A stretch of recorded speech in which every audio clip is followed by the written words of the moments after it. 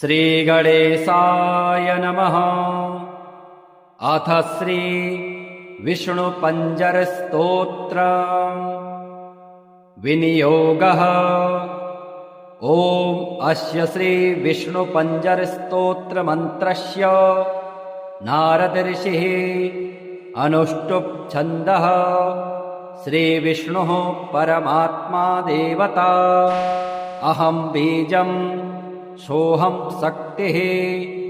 ॐ ह्रीं कीलकं मम सर्वदेहरक्षणार्थं पाठे विनियोगः। ध्यानं परमं परस्मात् प्रकृतेरनादि मेकं निविष्टं बहुधा गुहायाम् सर्वालयं सर्वचराचरस्थं नमामि विष्णुं जगदेकनाथम्। ॐ विष्णुपञ्जरकं दिव्यं सर्वदुष्टनिवारणम् उग्रतेजो महावीर्यं सर्वशत्रुनिकृन्तनं त्रिपुरं दहमानस्य हरस्य ब्रह्मणोदितं तदहं सम्प्रवक्ष्यामि आत्मरक्षाकरं नृणाम्। पादौ रक्षतु गोविन्दो जङ्घे चैव त्रिविक्रमः। ऊरू मे केशवः पातु कटिं चैव जनार्दनः। नाभिं चैवाच्युतः पातु गुह्यं चैव तु वामनः। उदरं पद्मनाभश्च पृष्ठं चैव तु माधवः।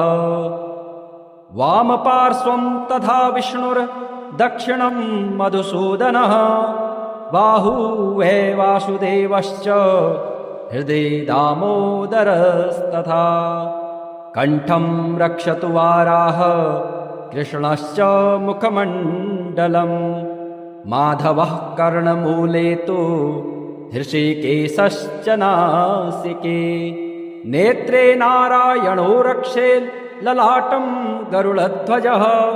कपोलौ केशवो रक्षेत् वैकुण्ठः सर्वतो दिशम्।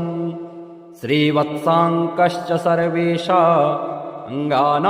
रक्षको भवेत्। पूर्वस्यां पुण्डरीकाक्ष आग्नेयां श्रीधरस्तथा। दक्षिणे नारसिंहश्च नैऋत्यां माधवोऽवतु। पुरुषोत्तमो मे वारुण्यां वायव्यां च जनार्दनः। गदाधरस्तु कौबेर्या मीशान्यां पातु केशवः। आकाशे च गदा पातु पाताले च सुदर्शनम्। सन्नद्धः सर्वगात्रेषु प्रविष्टो विष्णुपञ्जरः। विष्णुपञ्जरविष्टोऽहं विचरामि महीतले। राजद्वारे पथे घोरे सङ्ग्रामे शत्रुसङ्कटे। नदीषु च रणे चैव चोरव्याघ्रभयेषु च। डाकिनी प्रेतभूतेषु भयं तस्य न जायते। रक्ष रक्ष महादेव रक्ष रक्ष जनेश्वर। रक्षन्तु देवताः सर्वा ब्रह्मा विष्णुमहेश्वरः। जले रक्षतु वाराह स्थले रक्षतु वामनः। अटव्यां नारसिंहश्च सर्वतः पातु केशवः। दिवा रक्षतु मां सूर्यो रात्रौ रक्षतु चन्द्रमः। पन्थानां दुर्गमं रक्षेत् सर्वमेव जनार्दनः।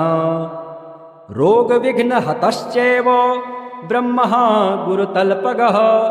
स्त्रीहन्ता बालघाती च सुरापो वृषलेपति। मुच्यते सर्वपापेभ्यो यः पठेन्नात्र संशयः।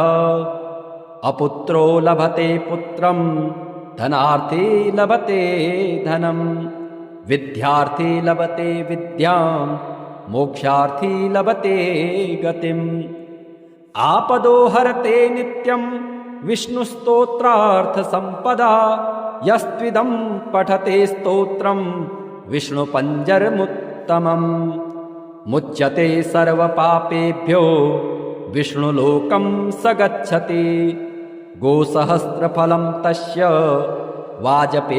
वाजपेयशतस्य च अश्वमेधसहस्रस्य फलं प्राप्नोति मानवः सर्वकामं लभेदस्य पठनान्नात्र संशयः जले विष्णुः स्थले विष्णुर्विष्णुः पर्वतमस्तके ज्वालामालाकुले विष्णुः सर्वं विष्णुमयं जगत् तुलस्योवाच ॐ नमो भगवते तुभ्यं नारायण जगत्पते केवलानुभवानन्द स्वरूप परमेश्वर कंसारये महेशाय केशवाय नमोऽस्तुते हरये नरसिंहाय श्रीकान्ताय नमो नमः नमो भक्त्यैकलभ्याय तर्कदूराय ते नमः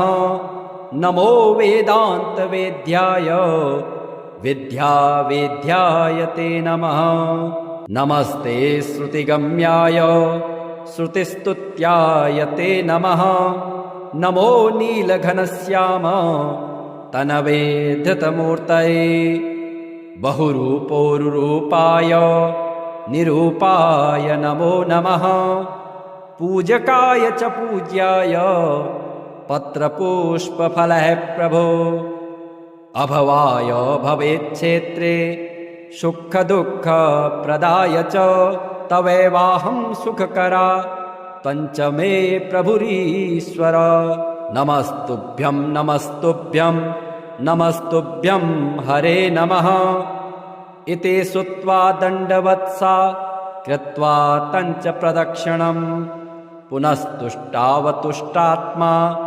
वचोभिर्मलः सखी श्रीगणेशाय नमः अथ श्री विष्णोरष्टोत्तरशतनामस्तोत्रम् विष्णोर्जिष्णोर्वषट्कारो देवदेवो वृषाकपिः दामोदरो दीनबन्धो रादिदेवोदितेः सुतः पुण्डरीकः परानन्दः परमात्मा परात्परः परशुधारी विश्वात्मा कृष्णः कलिमलापः कौस्तुभोद्भासितो रश्को नरो नारायणो हरिः हरो हरप्रियः स्वामी वैकुण्ठो विश्वतोमुखः हृषीकेशो प्रमेयात्मा वराहो धरणीधरः वामनो वेदवक्ता च वासुदेवः सनातनः रामो विरामो विरजो रावणारे रमापतिः वैकुण्ठवासी वसुमान् धनदो धरणीधरः धर्मेशो धरणीनाथो ध्येयो धर्मभृतां वरः सहस्रशीर्षा पुरुषः सहस्राक्षः सहस्रपात् सर्वगः सर्ववित्सर्वः शरण्यः साधुवल्लभः कौसल्यानन्दनः श्रीमान् रक्षः कुलविनाशकः जगत्कर्ता जगद्धर्ता जगज्जेता जनार्तिः जानकीवल्लभो देवो जयरूपो जलेश्वरः क्षीराब्धिवासी क्षीराब्धे तनया वल्लभस्तथा शेषशायी पन्नगारे वाहनो विष्टरस्रवाः माधवो मधुरानाथो मोहदो मोहनासनः दैत्यारिः पुण्डरीकाक्षो यच्युतो मधुसूदनः सोमसूर्याग्निनयनो नृसिंहो भक्तवत्सलः नित्यो निरामयः शुद्धो नरदेवो जगत्प्रभुः हयग्रीवो जितरिपो रूपेन्द्रो रुक्मिणीपतिः सर्वदेवमयः श्रीशः सर्वाधारः सनातनः साम्यः सौम्यप्रदः सृष्टा विश्वक्सेनो जनार्दनः यशोदातनयो योगे योगशास्त्रपरायणः रुद्रात्मको रुद्रमूर्तिः राघवो मधुसूदनः इति ते कथितं दिव्यं नाम्नामष्टोत्तरं शतम् सर्वपापहरं पुण्यं विष्णोर्मिततेजसः दुःखदारिद्र्यदौर्भाग्य नाशनं सुखवर्धनं सर्वसम्पत्करं सौम्यं महापातकनाशनं प्रातरुत्थाय विप्रेन्द्र पठेदेकाग्रमानसः तस्य नश्यन्ति विपदां राशयः सिद्धिमाप्नुयात्। ॐ विष्णुपञ्जरकं दिव्यं सर्वदुष्टनिवारणम् उग्रतेजो महावीर्यं सर्वशत्रुनिकृन्तनं त्रिपुरं दहमानस्य हरस्य ब्रह्मणोदितं तदहं सम्प्रवक्ष्यामि आत्मरक्षाकरं नृणाम् पादौ रक्षतु गोविन्दो जङ्घे चैव त्रिविक्रमः ऊरू मे केशवः पातु कटिं चैव जनार्दनः नाभिं चैवाच्युतः पातु गुह्यं चैव तु वामनः उदरं पद्मनाभश्च पृष्ठं चैव तु माधवः वामपार्श्वं तथा विष्णुर्दक्षिणं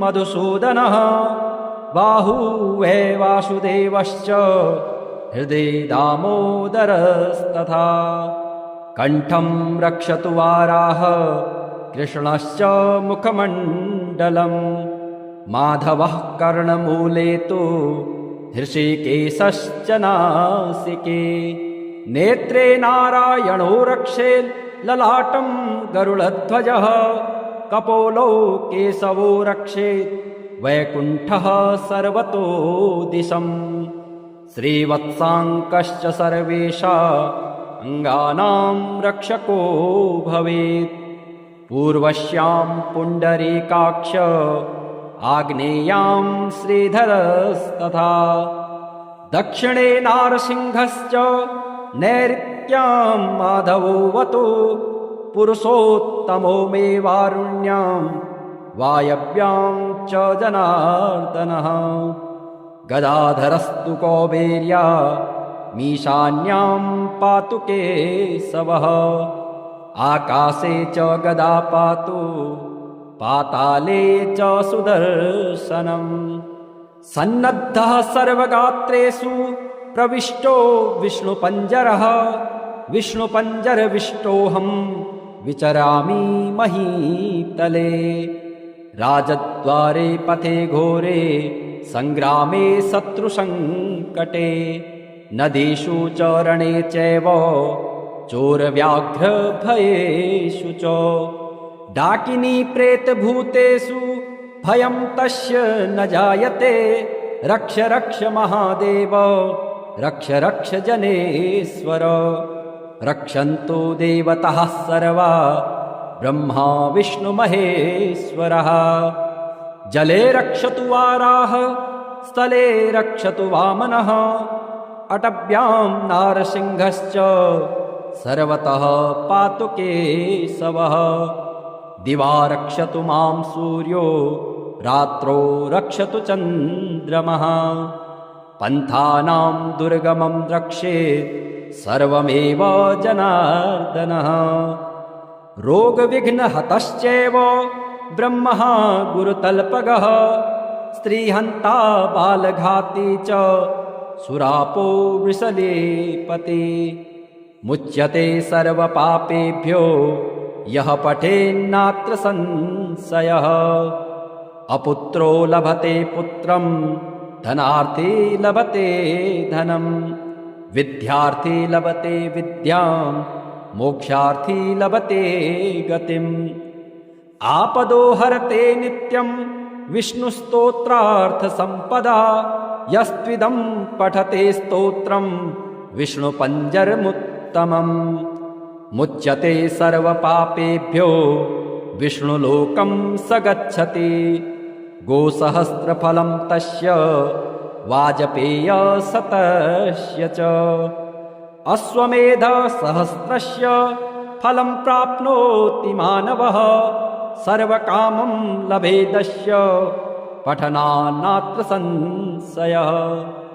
जले विष्णुः स्थले विष्णुर्विष्णुः पर्वतमस्तके, ज्वालामालाकुले विष्णुः सर्वं विष्णुमयं जगत्। तुलस्योवाच ॐ नमो भगवते तुभ्यं नारायण जगत्पते, केवलानुभवानन्द स्वरूप परमेश्वर।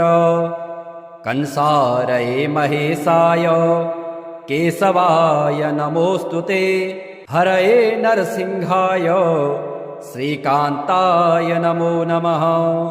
नमो भक्त्यैकलभ्याय तर्कदूराय ते नमः, नमो वेदान्तवेद्याय विद्यावेद्याय ते नमः।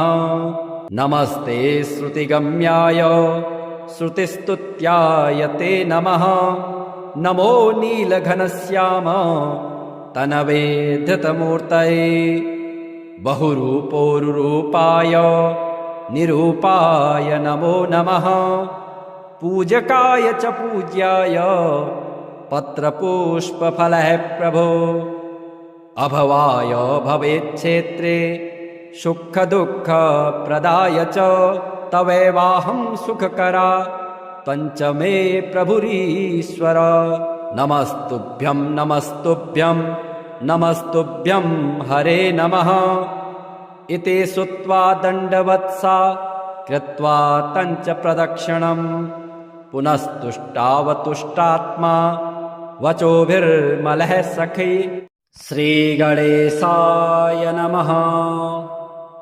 अथ श्री विष्णोरष्टोत्तरशतनामस्तोत्रम्। विष्णोर्जिष्णोर्वषट्कारो देवदेवो वृषाकपिः, दामोदरो दीनबन्धो रादिदेवोदितेः सुतः।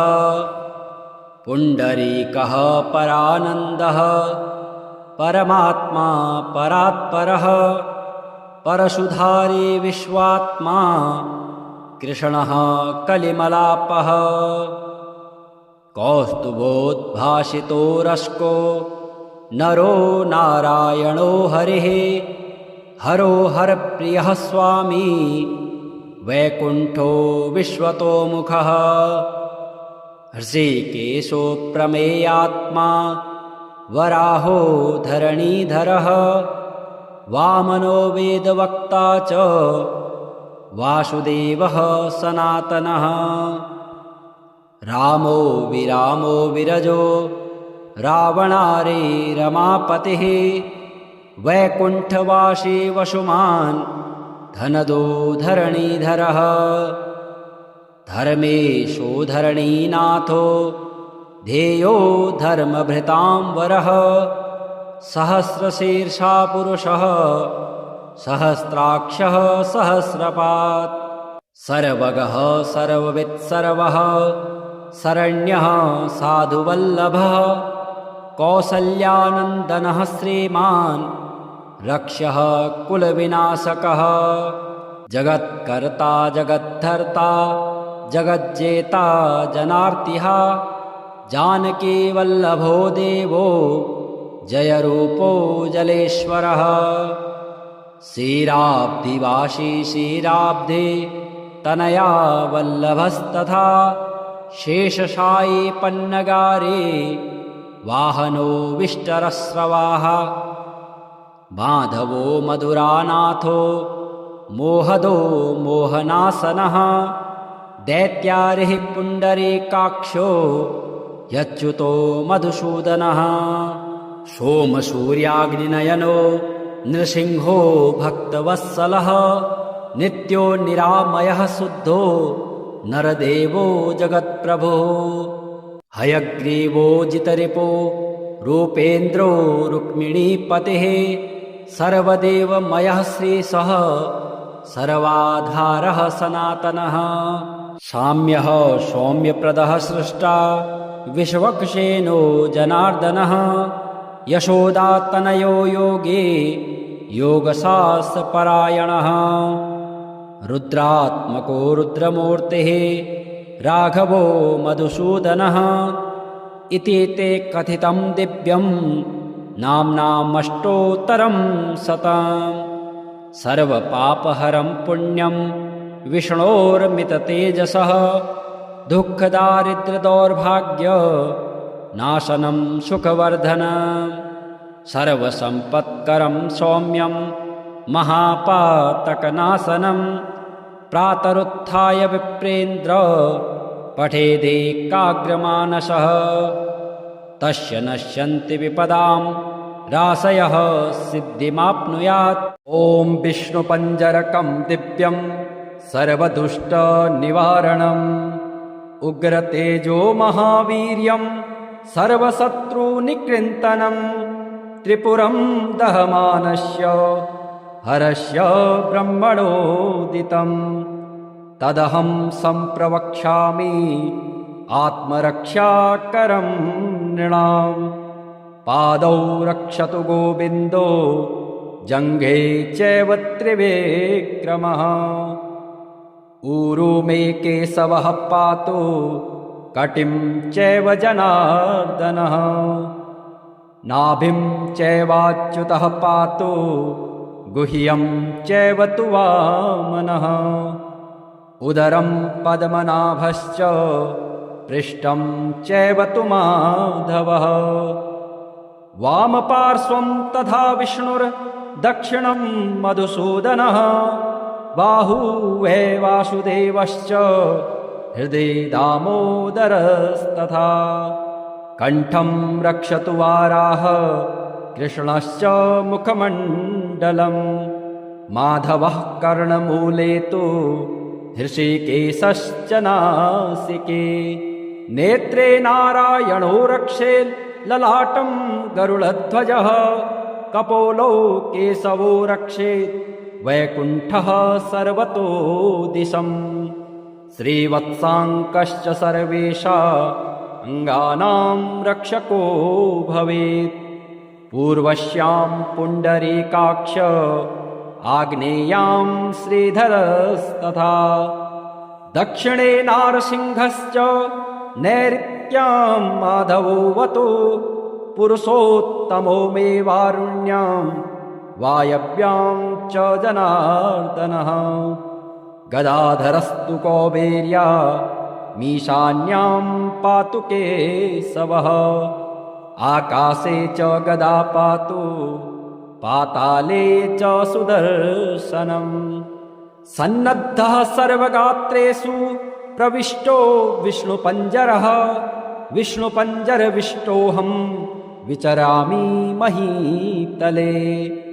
राजद्वारे पथे घोरे सङ्ग्रामे शत्रुसङ्कटे नदीषु च रणे चैव चोरव्याघ्रभयेषु च डाकिनी प्रेतभूतेषु भयं तस्य न जायते रक्ष रक्ष महादेव रक्ष रक्ष जनेश्वर रक्षन्तु देवताः सर्वा ब्रह्मा विष्णुमहेश्वरः जले रक्षतु वाराह स्थले रक्षतु वामनः अटव्यां नारसिंहश्च सर्वतः पातु केशवः दिवा रक्षतु मां सूर्यो रात्रौ रक्षतु चन्द्रमः पन्थानां दुर्गमं रक्षेत् सर्वमेव जनार्दनः रोगविघ्नहतश्चैव ब्रह्मः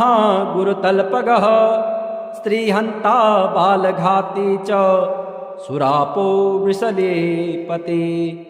मुच्यते सर्वपापेभ्यो यः पठेन्नात्र संशयः। अपुत्रो लभते पुत्रं धनार्थी लभते धनं। विद्यार्थी लभते विद्यां मोक्षार्थी लभते गतिम्। आपदो हरते नित्यं विष्णुस्तोत्रार्थसम्पदा। यस्त्विदं पठते स्तोत्रं विष्णुपञ्जरमुत्तमम्। मुच्यते सर्वपापेभ्यो विष्णुलोकं स गच्छति। गोसहस्रफलं तस्य वाजपेयशतस्य च। अश्वमेधसहस्रस्य फलं प्राप्नोति मानवः। सर्वकामं लभेदस्य पठनान्नात्र संशयः। जले विष्णुः स्थले विष्णुर्विष्णुः पर्वतमस्तके। ज्वालामालाकुले विष्णुः सर्वं विष्णुमयं जगत्। तुलस्योवाच ॐ नमो भगवते तुभ्यं नारायण जगत्पते। केवलानुभवानन्द स्वरूप परमेश्वर। कंसारये महेशाय केशवाय नमोऽस्तुते। हरये नरसिंहाय श्रीकान्ताय नमो नमः। नमो भक्त्यैकलभ्याय तर्कदूराय ते नमः। नमो वेदान्तवेद्याय विद्यावेद्याय ते नमः। नमस्ते श्रुतिगम्याय श्रुतिस्तुत्याय ते नमः। नमो नीलघनश्याम तनवे धृतमूर्तये। बहुरूपोरुरूपाय निरूपाय नमो नमः। पूजकाय च पूज्याय पत्रपुष्पफलः प्रभो। अभवाय भवेच्छेत्रे सुखदुःखप्रदाय च। तवैवाहं सुखकरा पञ्चमे प्रभुरीश्वर। नमस्तुभ्यं नमस्तुभ्यं नमस्तुभ्यं हरे नमः। इति श्रुत्वा दण्डवत्सा कृत्वा तञ्च प्रदक्षिणम्। पुनस्तुष्टावतुष्टात्मा वचोभिर्मलः सखी। श्रीगणेशाय नमः। अथ श्री विष्णोरष्टोत्तरशतनामस्तोत्रम्। विष्णोर्जिष्णोर्वषट्कारो देवदेवो वृषाकपिः। दामोदरो दीनबन्धो रादिदेवोदितेः सुतः। पुण्डरीकः परानन्दः परमात्मा परात्परः। परशुधारी विश्वात्मा कृष्णः कलिमलापः। कौस्तुभोद्भासितो रश्को नरो नारायणो हरिः। हरो हरप्रियः स्वामी वैकुण्ठो विश्वतोमुखः। हृषीकेशो प्रमेयात्मा वराहो धरणीधरः। वामनो वेदवक्ता च वासुदेवः सनातनः। रामो विरामो विरजो रावणारे रमापतिः। वैकुण्ठवासी वसुमान् धनदो धरणीधरः। धर्मेशो धरणीनाथो ध्येयो धर्मभृतांवरः। सहस्रशीर्षा पुरुषः सहस्राक्षः सहस्रपात्। सर्वगः सर्ववित्सर्वः शरण्यः साधुवल्लभः। कौसल्यानन्दनः श्रीमान् रक्षः कुलविनाशकः। जगत्कर्ता जगद्धर्ता जगज्जेता जनार्तिः। जानकीवल्लभो देवो जयरूपो जलेश्वरः। क्षीराब्धिवासी क्षीराब्धे तनया वल्लभस्तथा। शेषशायी पन्नगारे वाहनो विष्टरस्रवाः माधवो मधुरानाथो मोहदो मोहनासनः दैत्यारिः पुण्डरीकाक्षो यच्युतो मधुसूदनः सोमसूर्याग्निनयनो नृसिंहो भक्तवत्सलः नित्यो निरामयः शुद्धो नरदेवो जगत्प्रभुः हयग्रीवो जितरिपो रूपेन्द्रो रुक्मिणीपतिः सर्वदेवमयः श्रीशः सर्वाधारः सनातनः साम्यः सौम्यप्रदः सृष्टा विश्वक्सेनो जनार्दनः यशोदातनयो योगे योगशास्त्रपरायणः रुद्रात्मको रुद्रमूर्तिः राघवो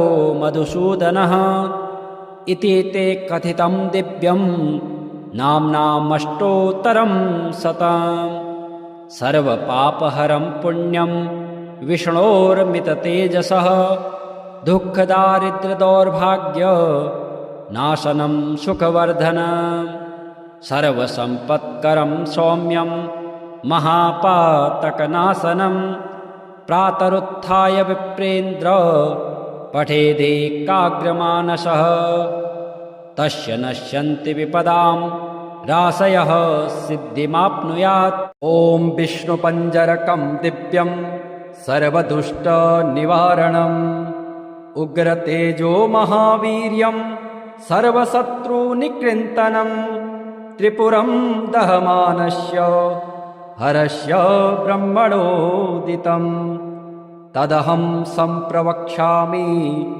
आत्मरक्षाकरं नृणाम् पादौ रक्षतु गोविन्दो जङ्घे चैव त्रिविक्रमः ऊरू मे केशवः पातु कटिं चैव जनार्दनः नाभिं चैवाच्युतः पातु गुह्यं चैव तु वामनः उदरं पद्मनाभश्च पृष्ठं चैव तु माधवः वामपार्श्वं तथा विष्णुर्दक्षिणं मधुसूदनः बाहुवे वासुदेवश्च हृदि दामोदरस्तथा कण्ठं रक्षतु वाराह कृष्णश्च मुखमण्डलं माधवः कर्णमूले तु हृषीकेशश्च नासिके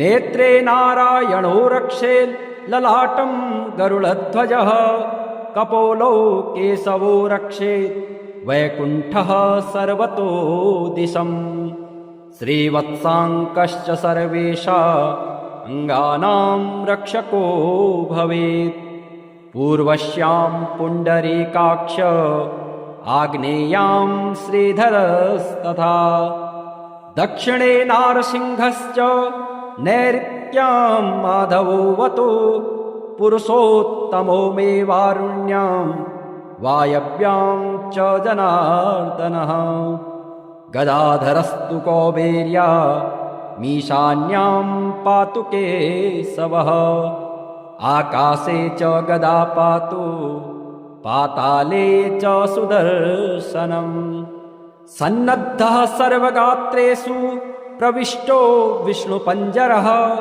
विष्णुपञ्जरविष्टोऽहं विचरामि महीतले राजद्वारे पथे घोरे सङ्ग्रामे शत्रुसङ्कटे नदीषु च रणे चैव चोरव्याघ्रभयेषु च डाकिनी प्रेतभूतेषु भयं तस्य न जायते रक्ष रक्ष महादेव रक्ष रक्ष जनेश्वर रक्षन्तु देवताः सर्वा ब्रह्मा विष्णुमहेश्वरः जले रक्षतु वाराह स्थले रक्षतु वामनः अटव्यां नारसिंहश्च सर्वतः पातु केशवः दिवा रक्षतु मां सूर्यो रात्रौ रक्षतु चन्द्रमः पन्थानां दुर्गमं रक्षेत् सर्वमेव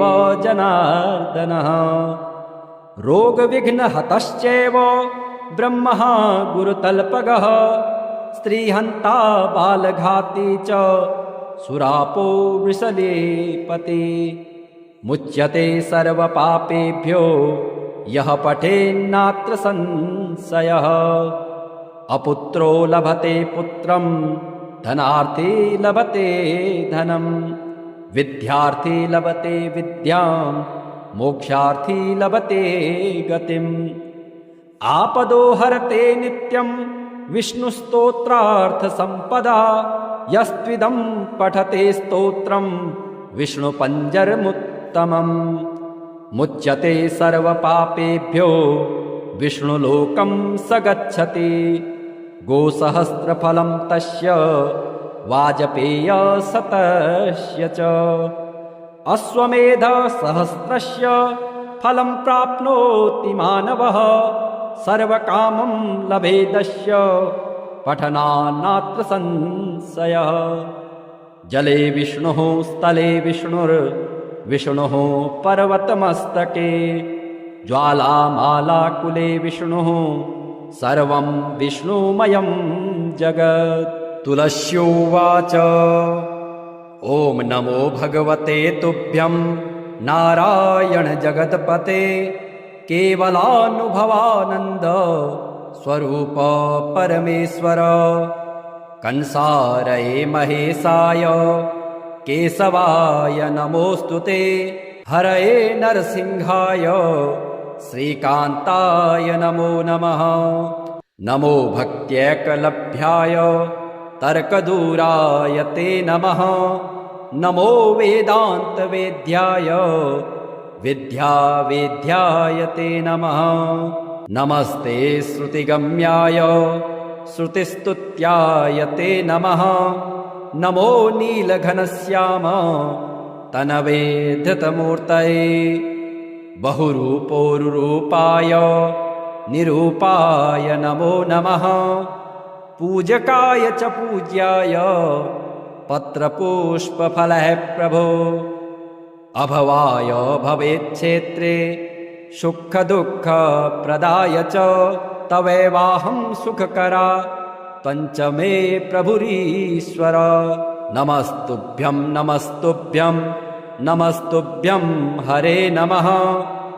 इति श्रुत्वा दण्डवत्सा कृत्वा तञ्च प्रदक्षिणं, पुनस्तुष्टावतुष्टात्मा वचोभिर्मलः सखी। श्रीगणेशाय नमः। अथ श्री विष्णोरष्टोत्तरशतनामस्तोत्रम्। विष्णोर्जिष्णोर्वषट्कारो देवदेवो वृषाकपिः, दामोदरो दीनबन्धो रादिदेवोदितेः सुतः। पुण्डरीकः परानन्दः परमात्मा परात्परः, परशुधारी विश्वात्मा कृष्णः कलिमलापः। कौस्तुभोद्भासितो रश्को नरो नारायणो हरिः, हरो हरप्रियः स्वामी वैकुण्ठो विश्वतोमुखः। हृषीकेशो प्रमेयात्मा वराहो धरणीधरः, वामनो वेदवक्ता च वासुदेवः सनातनः। रामो विरामो विरजो रावणारे रमापतिः, वैकुण्ठवासी वसुमान् धनदो धरणीधरः।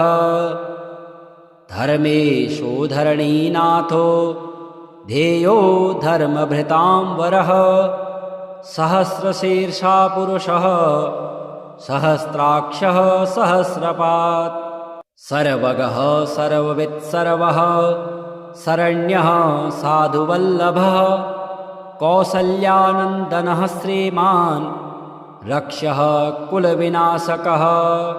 जगत्कर्ता जगद्धर्ता जगज्जेता जनार्तिः, जानकीवल्लभो देवो जयरूपो जलेश्वरः क्षीराब्धिवासी क्षीराब्धे तनया वल्लभस्तथा शेषशायी पन्नगारे वाहनो विष्टरस्रवाः माधवो मधुरानाथो मोहदो मोहनासनः दैत्यारिः पुण्डरीकाक्षो यच्युतो मधुसूदनः सोमसूर्याग्निनयनो नृसिंहो भक्तवत्सलः नित्यो निरामयः शुद्धो नरदेवो जगत्प्रभुः हयग्रीवो जितरिपो रूपेन्द्रो रुक्मिणीपतिः सर्वदेवमयः श्रीशः